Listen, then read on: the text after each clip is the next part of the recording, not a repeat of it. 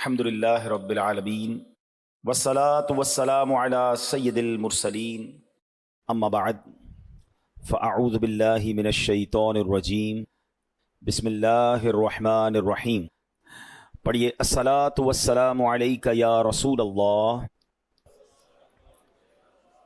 وعلی آلک واصحابک یا حبیب اللہ۔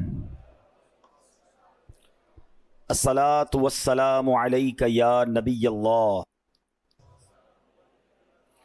وعلی آلک واصحابک یا نور اللہ۔ تو آج انشاءاللہ قربانی کے موضوع پر چند باتیں انشاءاللہ میں عرض کروں گا۔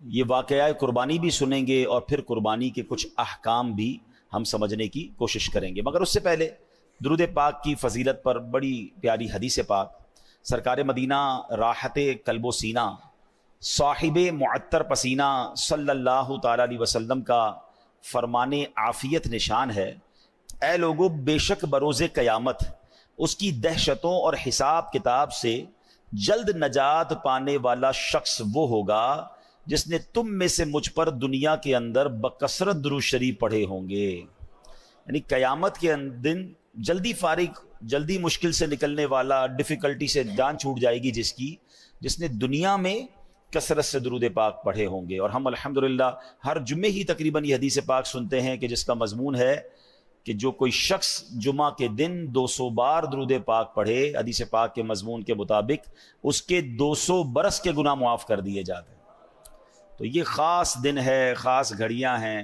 کثرت سے درود پاک پڑھتے رہا کریں۔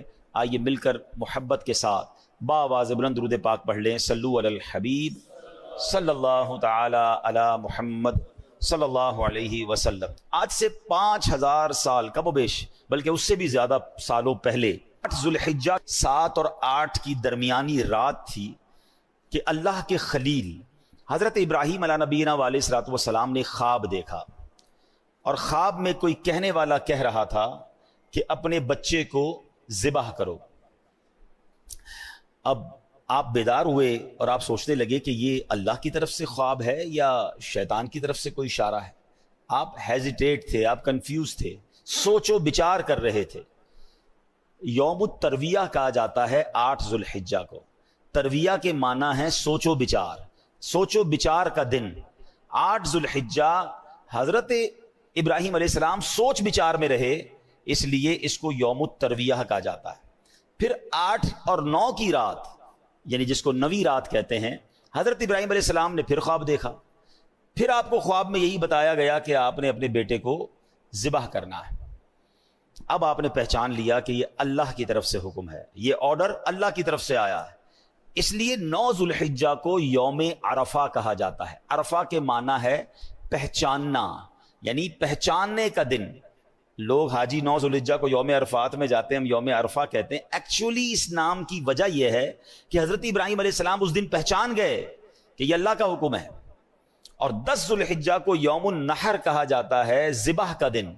تو یہ اس لیے کہا جاتا ہے کہ حضرت ابراہیم علیہ السلام نے اس دن حضرت اسماعیل علیہ السلام کو ذبح کرنے کا ارادہ کر لیا اور آپ چل پڑے ذبح کرنے کے لیے، اس لیے اس کو یوم النحر کہا جاتا ہے۔ ٹھیک ہے، پہلے یہ بات یاد رکھیے۔ اچھا، یہاں ایک میں شرعی مسئلہ بیان کر دوں کہ اگر آج کسی کو خواب میں کوئی ایسی بات آ جائے کہ اپنا بیٹا ذبح کر دیں یا فلاں چیز قربان کر دیں یا فلاں، یعنی یاد رکھیے ہم عام انسانوں کا خواب حجت اور دلیل نہیں ہوتی ہے۔ ہم میں سے کوئی بھی ایسا خواب دیکھ کر کوئی بھی ایسا کام کرے گا وہ گناہگار ہوگا۔ انبیاء کے خواب وحی ہوتے ہیں۔ ہمیں خواب میں کچھ بھی دکھ جائے، کوئی بھی آ کر کہہ دے، اگر وہ حکم شریعت سے ٹکراتا ہے تو ہم خواب پر عمل نہیں کریں گے۔ ٹھیک ہے نا؟ مثال کے طور پہ کسی کو اس کی مرحوم والدہ خواب میں آ جائیں اور وہ خواب میں آ کر کہیں کہ بیٹا نماز پڑھو، تو اچھی بات ہے بھائی، نماز پڑھے ہیں، صدقہ و خیرات دو، اچھی بات ہے، خواب میں آیا چلے دے دیں۔ ماں خواب میں آ کر یہ بولے بیٹا نماز نہ پڑھو، تو اب خواب نہیں مانیں گے۔ ہو سکتا ہے میں نے دیکھا کچھ تھا، سمجھا کچھ تھا۔ خواب میں تو ویسے بھی بہت ساری چیزیں دیکھ رہے ہوتے ہیں جو ہمیں بعد میں اٹھ کے سمجھ نہیں آ رہی تھی کیسے ہو سکتا ہے۔ تو آپ بات سمجھ رہے ہیں؟ تو اس واقعے کے بعد کوئی شیطان ہے نا، کسی کے دماغ میں یہ بات ڈال دے کہ جب حضرت ابراہیم کو خواب آیا تھا وہ بھی چلے بیٹا ذبح کرنے، ہم بھی چلتے ہیں۔ تو ایسا ہم انسانوں کے لیے، عام مسلمانوں کے لیے ایسا نہیں ہوتا، یہ بات سمجھ لیجیے گا۔ اچھا اب ذرا سمجھیے گا، یہ کوئی چھوٹی قربانی نہیں تھی، اور یہ پہلی قربانی بھی نہیں تھی۔ حضرت ابراہیم علیہ السلام کی سیرت میں اتنی قربانیاں ہیں اور ایسی ایسی قربانیاں ہیں کہ عقلیں حیران ہو جاتی ہیں۔ سب سے پہلے یہ سمجھنا ہوگا کہ حضرت ابراہیم علیہ السلام کو حضرت اسماعیل علیہ السلام ملے کیسے؟ آپ کے بیٹے ہیں نا، آپ کو پتہ ہی کتنی ایج میں حضرت اسماعیل علیہ السلام پیدا ہوئے؟ حضرت ابراہیم علیہ السلام کی عمر ہو گئی تھی 99 سال۔ وہ 99 سال کی عمر تک دعائیں کرتے رہے، یا اللہ بیٹا دے دے، یا اللہ بیٹا دے دے، اور دعا کیا ہوتی تھی؟ اسمع یا ایل، اسمع یا ایل۔ اس کے معنی کیا ہے؟ عربی زبان کا لفظ ہے اسمع، تو معنی بنے اے اللہ سن لے، اسمع معنی سن لے، اور ایل کے معنی یہ عبرانی زبان کا لفظ ہے، اس کے معنی ہے پروردگار، خدا، یعنی اے میرے رب، اے میرے پروردگار میری دعا سن لے۔ یہ پکارا کرتے تھے، اور تمنا کیا تھی؟ کہ اللہ مجھے بیٹا دے دے۔ 99 ایئرز کی ایج میں جا کے بیٹا ملا۔ اب یہاں ایک بات سیکھنے والی ہے، حضرت ابراہیم کون ہیں؟ خلیل اللہ ہیں۔ خلیل کس کو کہتے ہیں؟ دوست کو، اللہ کے دوست۔ اور سرکار دو عالم صلی اللہ تعالی علیہ وسلم کے بعد اگر کائنات میں کوئی سب سے عظیم ہستی ہے، سب سے بڑی ہستی اگر نبی پاک کے بعد کوئی ہے تو وہ حضرت ابراہیم علیہ السلام۔ اتنا بڑا مرتبہ ہے، اور اللہ کے دوست بھی ہیں، اور اتنی دعائیں، مگر بیٹا نہیں ملا 99 سال تک۔ مجھے اور آپ کو کیا سیکھنے کو ملا؟ کہ جناب اللہ سے دعا مانگنی ہے، مگر رب سے ناراض نہیں ہو جانا ہے، مایوس نہیں ہو جانا ہے۔ اگر نہیں مل رہا تو بھی راضی رہنا ہے۔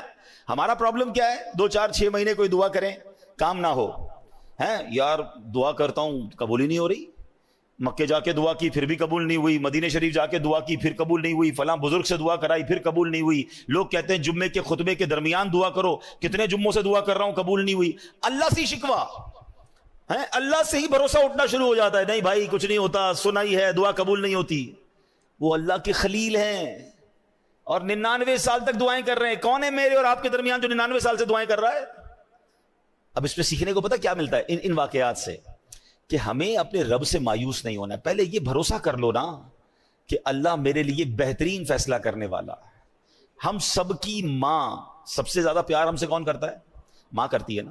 ماں کے دل میں ممتا ڈالنے والا کون ہے؟ یعنی میری ماں مجھ سے پیار کرے، یہ خیال اس کے دل میں ڈالنے والا کون ہے؟ اللہ نہ ڈالتا تو ماں پوچھتی بھی نہ ہیں۔ ذرا آپ سوچیں، صرف ماں، انسانوں کی ماں کے دل میں رب نے نہیں ڈالا، یہ جتنے جانور ہیں ان کی ماں بھی اپنے بچوں سے ویسا ہی پیار کرتی ہے، جان دے دیتی ہے، لڑنے آ جاتی ہے، چاہے وہ بلی ہو، کتا، جو بھی جانور ہو، بچے کے لیے جانور بھی جان دینے کے لیے تیار ہو جاتے ہیں۔ کیوں؟ یہ اللہ نے خیال ڈالا ہے۔ اور اگر اچھا اب اس کی لاجک سمجھیں، اے ہائے میرے رب کی شان دیکھو، جب ہم پیدا ہوتے ہیں، ہم پیدا ہوں یا جانور کے یہاں بچہ پیدا ہو، کیسا ہوتا ہے؟ نازک سا، اس کی نہ ہمت نہ طاقت نہ چلنے جیسا قابل۔ اگر ماں باپ بچہ پیدا کرنے کے بعد بچے سے محبت ہی نہ کریں، خیال ہی نہ کریں، تو بچہ تو مر جائے گا نا، اس کو تو خادم چاہیے۔ آپ اگر غور کریں نا، بچے کے پیدا ہوتے ہی اس کو 2 خادم چاہیے ہوتے ہیں، ایک اس کے کھانے پینے، جس کو کہیں ورزش، مالش، صفائی ستھرائی کرنے والی ایک خادمہ چاہیے بچے کو، اور ایک اس کے لیے خرچ کرنے والا بندہ بھی چاہیے۔ اللہ نے کیسا انتظام کیا کہ ماں بچے کی باقاعدہ خادمہ بنتی ہے، اس کی گندگی بھی صاف کر رہی ہے، اس کو روز مالش بھی کر رہی ہے، اس کو کپڑے بھی پہنا رہی ہے، وہ روئے تو ماں تکلیف میں ہے، وہ اٹھ جائے تو ماں اٹھ جائے، اس کے جسم میں اللہ نے ایسی خوراک دی کہ ماں اسے دودھ بھی پلا رہی ہے۔ یعنی اللہ نے کیسی ہم سب کے لیے انتظام کیا کہ اس کے دل میں ایسی چیز ڈال دی کہ وہ اپنے آرام نہیں دیکھے گی، بچے کا آرام دیکھے گی۔ اچھا ماں سب کچھ کرے، پیسے ہی نہ ہو ماں کے پاس، تو بچے کو کپڑے کہاں سے پلائے گی، دوائی کہاں سے دے گی؟ اب باپ کے دل میں رحم ڈالا کہ باپ اپنی جیب سے اپنی خواہشات کو مارتا ہے، اپنے بچے کی خواہشات پوری کرتا ہے۔ کیا شاندار انتظام میرے رب نے ہم سب کی پرورش کے لیے کیا۔ مگر اس سارے انتظام کو کرنے والا ہے کون؟ اللہ ہے نا۔ وہ کتنا پیار کرتا ہے ہم سے۔ پہلے یہ اطمینان کر لو کہ میری ماں سے کئی گنا زیادہ پیار میرا رب مجھ سے کرتا ہے، ٹھیک ہے؟ تو جب رب مجھ سے اتنا پیار کرتا ہے اور وہ نہیں دے رہا ہے، میں مانگ رہا ہوں پھر بھی نہیں دے رہا ہے، میں رو رہا ہوں پھر بھی نہیں مل رہا ہے، تو پھر یقین کر لو نا یہی میرے لیے بہتر ہوگا، یہی میرے لیے اچھا ہوگا۔ میں نے کئی بار اپنے بیانات میں ایک ایگزامپل دی ہے سمجھانے کے لیے، آج پھر دے دیتا ہوں، شاید کسی کا دل میں اطمینان آ جائے۔ کئی لوگ ہوتے ہیں بیچارے پریشان ہوتے ہیں اور کنفیوز بھی رہتے ہیں، یار دعائیں مانگتے ہیں پتہ نہیں کیوں مسئلہ حل نہیں ہو رہا۔ مثال دیتا ہوں، چلے ایک ایگزامپل۔ آج کل گرمی کے دن ہیں، سب کو جی چاہتا ہے آئس کریم کھانے کا، شربت پینے کا، کولڈ ڈرنک پینے کا، لیکن اگر آپ کے کوئی چھوٹا بچہ ہو، بھائی ہو، اس کا گلا خراب ہو جائے، فلو ہو جائے اسے، ٹھیک ہے، نزلہ بھی ہو جائے، بخار ہو جائے، اور اب وہ رو رہا ہے کہ ابو میں نے آئس کریم کھانی ہے، یا ابو جی میں نے کولڈ ڈرنک پینی ہے، آپ کیا کریں گے؟ کھلائیں گے اسے؟ بتائیے نا، کولڈ ڈرنک پلائیں گے؟ اچھا وہ رو رہا ہے، نہیں نہیں میں نے پینی ہے، وہ بہت زور زور سے رو رہا ہے، آپ پلا دیں گے اسے؟ اچھا آپ کا کوئی دوست برابر میں آپ کے بیٹھا ہے، وہ کہے یار کیسے ظالم والد ہو یار، بچہ رو رہا ہے، پلا دو نا اسے، آئس کریم دے دو، آئس کریم کھلا دو یا کولڈ ڈرنک پلا دو۔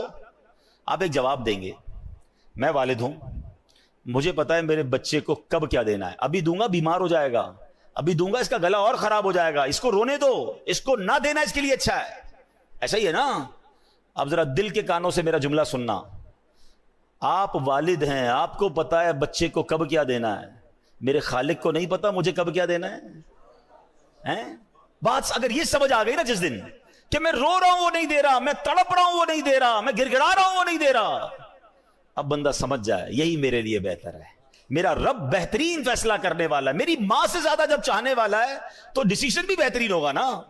اور ایسا لکھا کتابوں میں، روایتوں میں یہ مضمون ہے، کسی کا غریب رہنا اس کے لیے اچھا ہے اور کسی کا امیر بننا اس کے ایمان کے لیے اچھا ہے، کیونکہ اگر اس کو غریب کو امیر بنا دیا جاتا تو وہ پیسے کے اندر ایسا گم ہو جاتا کہ آگے جا کے اس کا ایمان بھی برباد ہو جانا تھا۔ تو رب جانتا ہے کہ اس کا غریب رہنا بہتر ہے، کسی کو امیر بنایا اس کے لیے دنیا اور آخرت کے امیر رہنا اچھا تھا، غربت ہوتی تو کہیں یہ کفر کر لیتا، تو ہمیں نہیں پتا ہوتا یہ اللہ کی تقسیم ہے، کوئی صحت مند رہتا ہے، کوئی بیمار رہتا ہے، کوئی خوش رہتا ہے، کوئی پریشان رہتا ہے، ارے یہ رب کے فیصلے ہیں، وہ ہم سے بہتر جاننے والا ہے۔ اور بعض اوقات جب نہیں ملتا نا اور اس کے کچھ عرصے بعد ملتا ہے تو عقل حیران ہو جاتی ہے کہ واقعی کمال فیصلہ تھا، یہی میرے لیے بہتر تھا۔ بے اولاد روتے ہیں اولاد نہیں مل رہی ہیں، در در جاتے ہیں دعائیں کرتے نہیں ملتی اولاد، کیا پتہ ایسی اولاد لکھی ہو اس کے نصیب میں کہ جو بڑے ہو کر ماں باپ کو مار کے گھر سے ہی نکالنا تھا۔ ہم نہیں سنتے بعض اوقات ماں باپ کہتے تو پیدا ہی نہ ہوتا تو اچھا تھا، اتنا بچہ تنگ کرتا ہے، تو یہ اللہ کے فیصلے ہیں۔ تو سبحان اللہ، حضرت ابراہیم 99 سال تک دعا کرتے رہے، اب جب دعا ہو گئی حضرت اسماعیل مل گئے۔ اب مجھے بتاؤ جس کو 15-20 سال بعد اولاد ملے تو وہ کتنا پیار کرتا ہے اپنے بچے کو، گود سے لگائے رکھتا ہے کہ اب تو پیر بھی زمین پر نہ رہے ہیں۔ مگر پہلا امتحان کیا تھا کہ اس دودھ پیتے بچے اور اس کی ماں کو ایک ایسے صحرا میں چھوڑ کر آ جاؤ کہ جہاں کوئی آبادی نہیں ہے۔ آپ امیجن کر سکتے ہیں کہ آپ اپنی زوجہ اور اپنے بچے کو کسی میدان میں ریگستان میں چھوڑ کر آ جائیں، اور وہ بھی وہ بچہ جو اتنی دعاؤں کے بعد ملا ہو، مگر اللہ کا حکم تھا آپ چھوڑ کر آ گئے۔ وہ واقعہ طویل ہے، پھر کسی دن اس کو ڈسکس کریں گے۔ آپ نے سنا ہوگا کہ کس طرح بی بی ہاجرہ جو ہے صفا مروہ کے درمیان دوڑی، کس طرح حضرت اسماعیل کے قدموں سے زمزم جاری ہوا، اور پھر کس طرح مکہ آباد ہوا۔ سبحان اللہ، مگر پہلے قربانی تو سوچو کیسی تھی کہ ماں ہے، بچہ ہے، تھوڑا سا پانی اور کھانا ہے اور وہ ختم ہو گیا، اور اب کچھ نہیں ہے مگر اللہ پر بھروسہ ہے۔ اس خاندان کی قربانیاں تو سوچو۔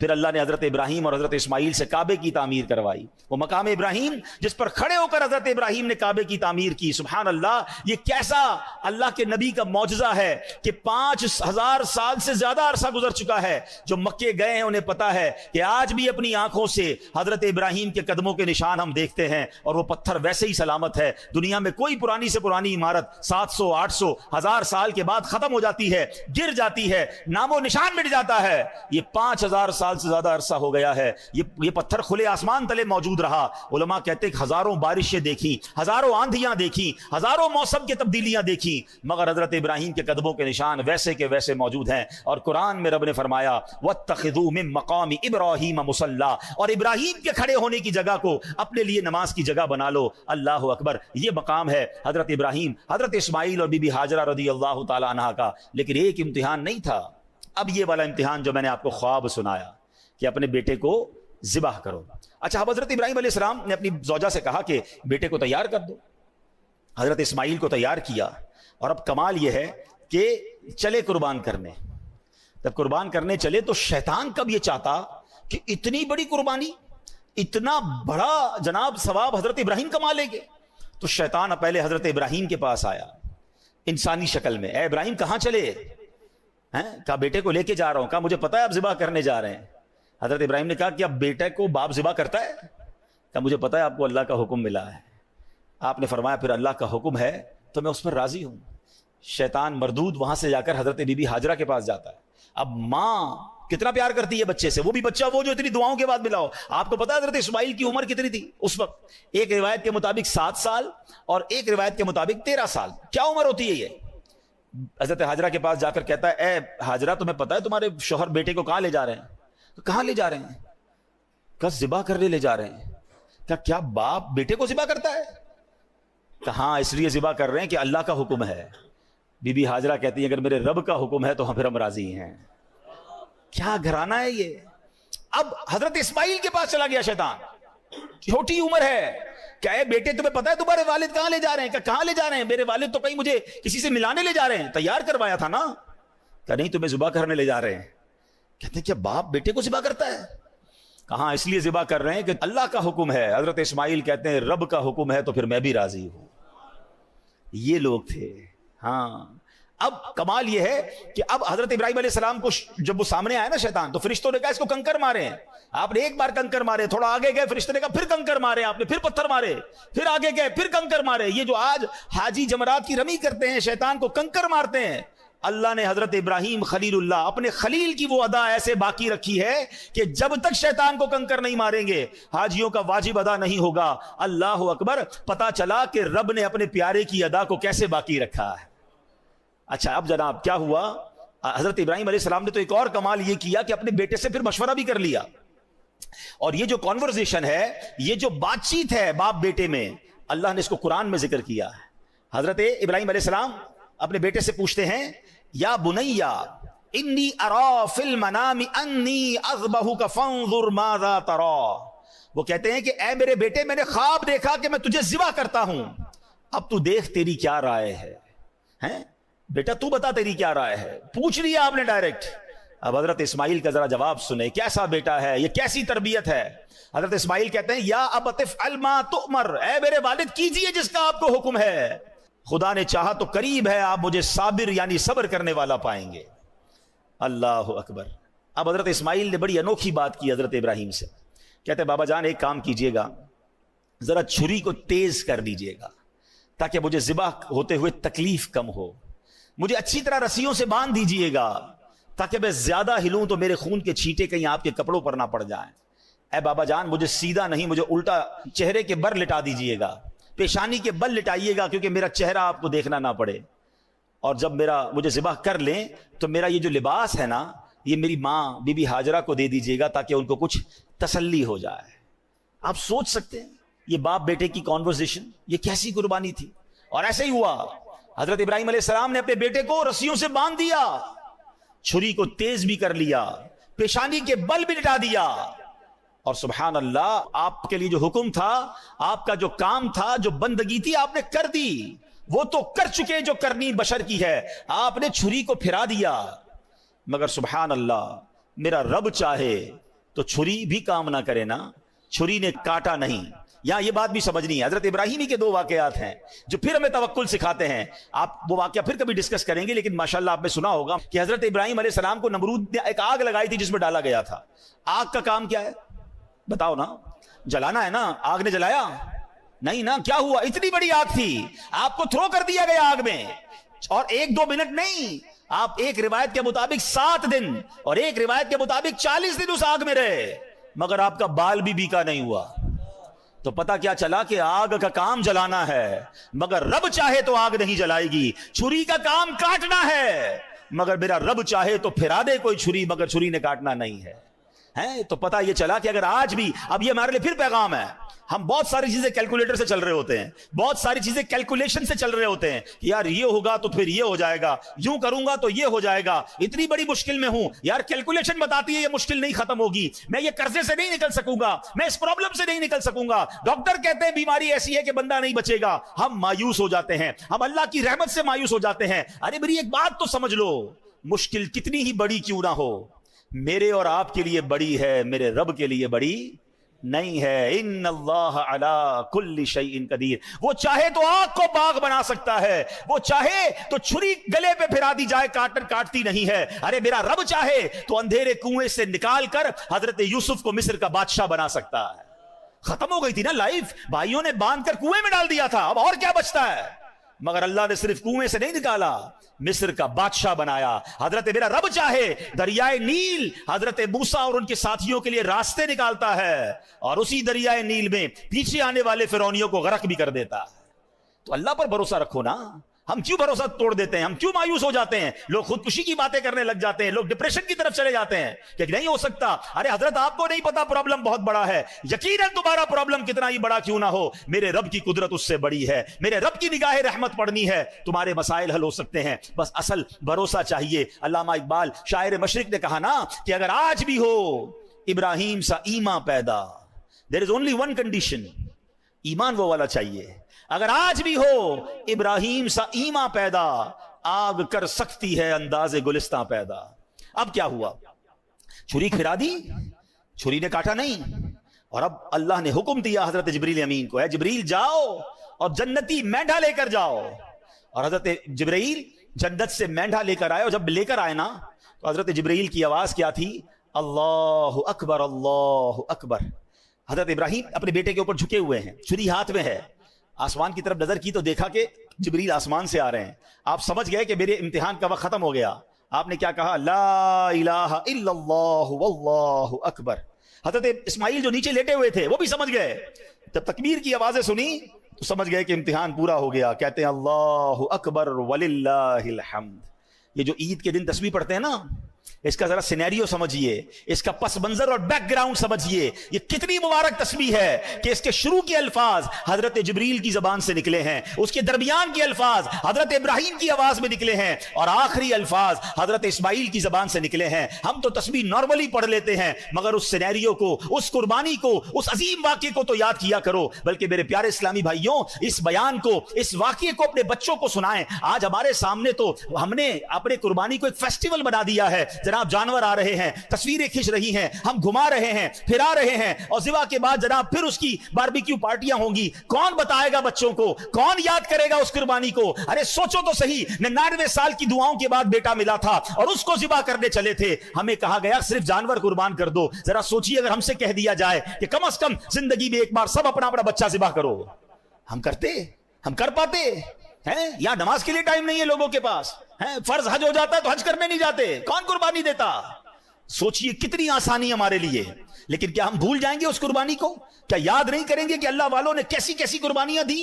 اللہ ان کے صدقے ہمیں کچھ اپنے معمولات کو سدھارنے کی توفیق عطا فرمائے. اب اس تسبیح کو ذرا اس تصور میں تو پڑھیے نا کہ سبحان اللہ پہلے حضرت جبرائیل کا کہہ رہے ہیں، اور پھر حضرت ابراہیم، اور آخر میں حضرت اسماعیل. مل کر پڑھیں گے اللہ اکبر اللہ اکبر لا الہ الا اللہ واللہ اکبر اللہ اکبر وللہ الحمد اللہ اکبر اللہ اکبر لا الہ الا اللہ واللہ اکبر اللہ اکبر وللہ الحمد اللہ اکبر اللہ اکبر لا الہ الا اللہ واللہ اکبر اللہ اکبر وللہ.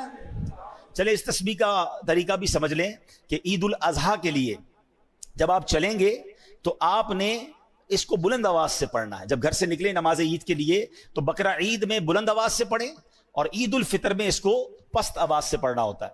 عید کی نماز کے لیے آنے کا ایک اور سنت طریقہ یہ ہے کہ عید کی نماز کے لیے ایک راستے سے آئیں اور دوسرے راستے سے آپ نے واپس جانا ہے.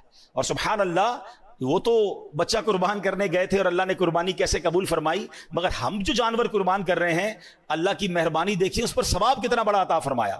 حدیث پاک میں آتا ہے قربانی کرنے والے کو قربانی کے جانور کے ہر بال کے بدلے میں ایک نیکی ملتی ہے. جتنے بال ہوتے ہیں جانور پر اتنی نیکیاں ملتی ہیں. ایک اور حدیث پاک، جس نے خوش دلی سے طالب ثواب ہو کر قربانی کی تو وہ آتش جہنم سے حجاب یعنی روک ہو جائے گی.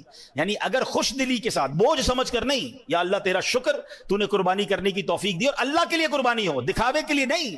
آج کل تو قربانی کو بھی جناب ایک اسٹیٹس سمبل بنا لیا گیا ہے. میں نہیں کہتا جانور اچھے قربان نہ کریں، بہترین جانور قربان کریں. اللہ نے دیا ہے، مہنگے سے مہنگا جانور قربان کرو، یا اللہ تیری مہربانی تو نے اتنا مال دیا. لیکن وہ اس لیے نہیں کہ شو آف، میں سب سے بڑے جانور لایا ہوں، میرے نام ہوگا، میرا جناب اس کے بعد اس لوگوں میں واہ واہ ہوگی. اگر یہ نیت ہے تو پھر ثواب نہیں ملنا.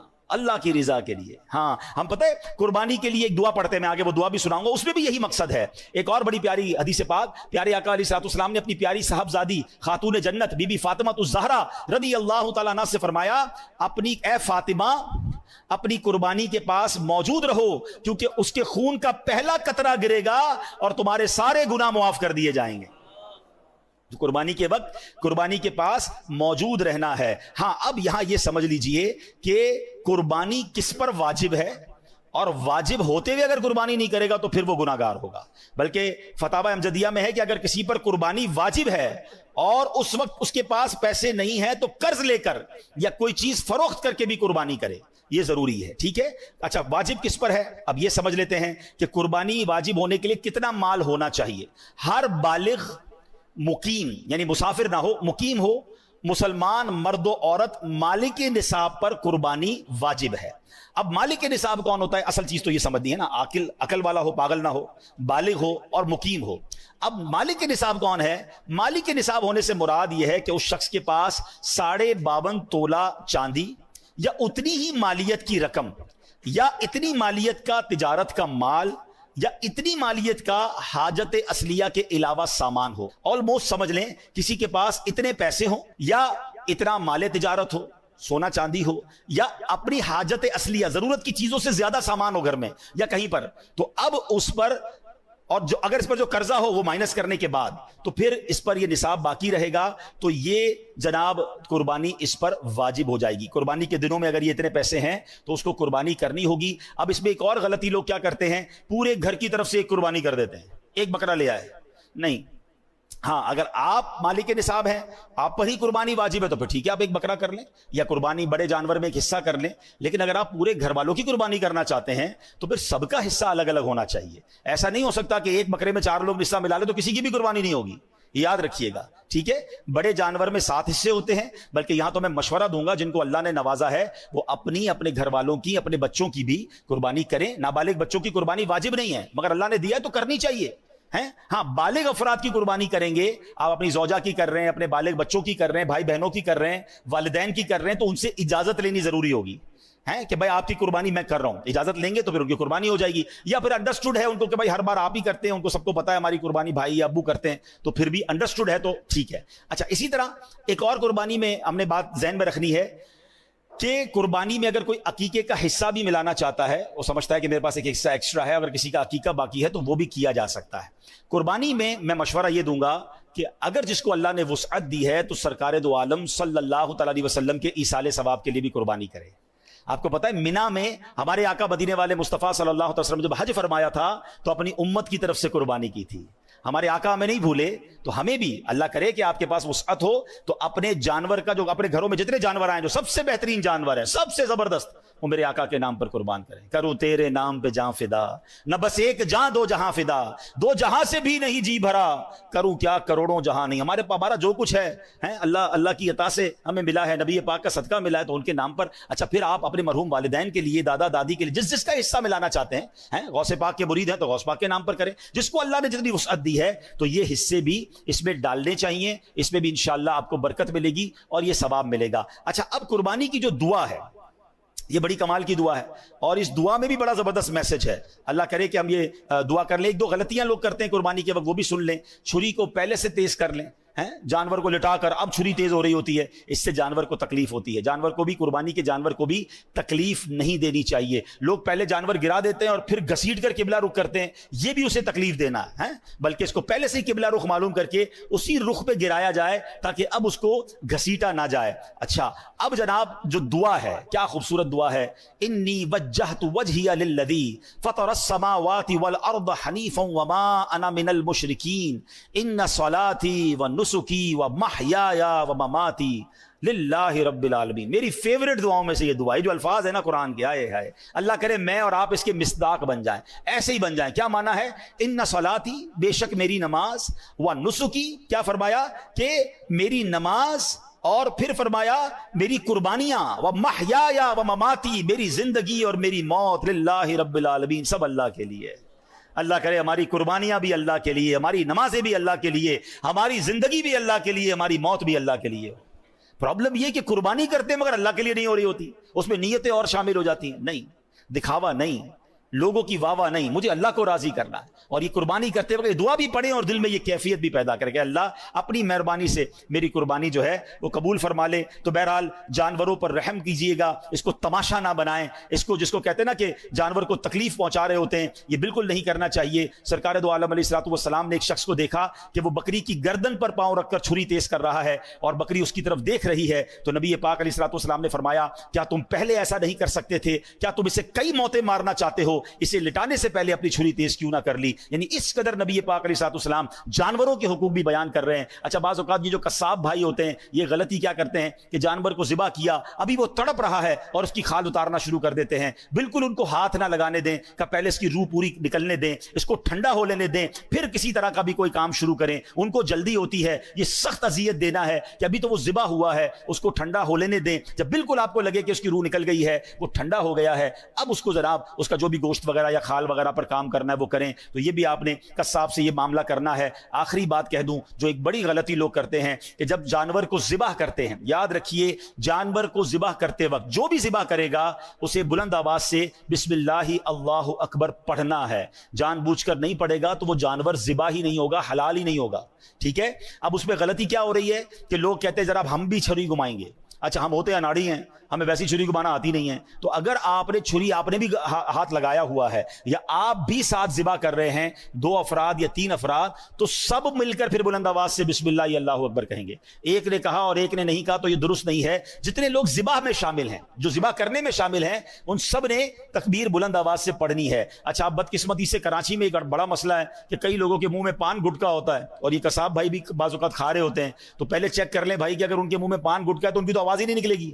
और हम लाखों रुपए का जानवर लेकर आए और वो ज़िबा सही हुआ कि नहीं हुआ, तो पानी वानी पिला दें, पहले उनको चाय पिला दें ताकि मुंह उनका साफ हो जाए। और उनको भी बार बार कहें कि आपने ज़िबा के वक्त बुलंद आवाज़ से तकबीर पढ़नी है। और अगर आप साथ ज़िबा कर रहे हैं तो आप भी तकबीर पढ़ें। अल्लाह करीम से मैं दुआ करता हूँ रब्बे करीम सब की कुर्बानियों को अपनी बारगाह में कबूल फरमाए। आखिर में अर्ज़ ये है, कुर्बानी ज़रूर कीजिए, अल्लाह के लिए कीजिए, मगर अपनी कुर्बानी की खालें दावत इस्लामी को दें। दावत इस्लामी जो दुनिया भर में दीन मतीन की खिदमत कर रही है, लाखों लाख हाफिज़ और उलमा बना रही है, तो इस बार अपनी कुर्बानी की खालें दावत इस्लामी को दें। एक आखिरी बात और कर लेता हूं कि देखें, लाखों रुपए की कुर्बानी करते हैं तो चंद 100 रुपए खर्च करके, 1-2 हज़ार रुपए खर्च करके उसकी सफाई भी करवा लें। हैं, लाखों रुपए का जानवर ज़िबा किया, रोड पे अपना गोश्त अंदर ले गए, सारा खून और सारी जो आलाइशें गंदगी हैं वो लोग रोड पे छोड़ जाते हैं। और जनाब इससे बैक्टीरिया फैलते हैं, इससे जरासीम फैलते हैं, इससे ताफुन होता है। इतनी खूबसूरत सुन्नत इब्राहिमी है, मगर 1-2 दिन बाद गलियों से बदबू आ रही होती है। तो कितनी अजीब बात है, जब आप लाखों रुपए जानवर पर और हज़ारों रुपए कसाई को दे सकते हैं तो भाई सफाई करने वाले को भी 1000 रुपए दे दें कि भाई ये पूरी रोड या पूरा इलाका अच्छे तरीके से साफ कर दो। ये मेरा वतन है, ये आपका वतन है, ये सड़कें भी हमारी हैं, ये मोहल्ले भी हमारे हैं। तो प्लीज ऐसा ना करें, इस बार अपनी कुर्बानी जरूर कीजिए। तो जहां जहां पाकिस्तान में आप कुर्बानी या दुनिया में करें, जानवर ज़िबा करने के बाद इसकी बकिया आलाइशों की सफाई की जिम्मेदारी भी हमारी है। हम हुकूमत को बुरा भला कहते हैं, जनाब उनकी गाड़ियां नहीं आई, वो क्या करेंगे, कितनी जगहों पर जाएंगे। हम खुद अपना ख्याल रखें ना, अपना घर साफ कर लिया, रोड खराब कर दी, तो रोड को भी साफ करें, तो इंशाअल्लाह इसका भी अजर मिलेगा। अल्लाह पाक अमल करने की तौफीक अता फरमाए। सल्लू अलल हबीब। सवाब जारिया की नियत से इस वीडियो को शेयर कीजिए। हो सकता है आपकी एक शेयर की वजह से किसी न किसी का इस्लाह हो जाए। आप वीडियो को देखते हैं ज़रूर, लेकिन वीडियो को शेयर नहीं करते हैं। ऐसा नहीं कीजिए। हो सकता है आपके एक शेयर की वजह से किसी न किसी को इस्लाह हो जाए और आपको नामे अमाल में भी सवाब मिलेगा। वीडियो को पहली बार देख रहे हैं तो वीडियो को सब्सक्राइब और फॉलो लाइक कीजिए ताकि ज़्यादा से ज़्यादा लोगों तक पहुंच सके। अस्सलामु अलैकुम वरहमतुल्लाहि वबरकातुहू।